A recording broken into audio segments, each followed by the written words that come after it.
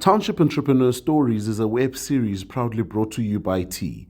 We profile small businesses nationwide that are providing services and products ekasi. Hello, I am Mmalefa Thibela and I am in the business of keeping you healthy.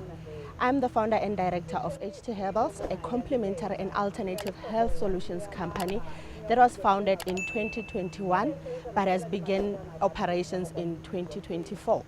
So our core or main reason for us to start the business, it was for us to encourage health with the use of what was given to us by nature, by the use of natural supplements.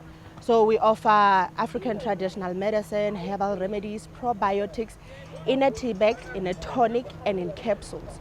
You should choose our products because we formulate them carefully. As a traditional health practitioner, I have vast knowledge in South African indigenous herbs. So when you choose our products, definitely you will get products that offer an energy change in ensuring that you get what is reliable and safe for you to use. You can find us on Facebook and on Instagram and TikTok at Herbals. And our WhatsApp number is 063 71 00187. Our website at www.herbals.co.za. Hi, my name is Mmalefa Thibela and I am a township entrepreneur.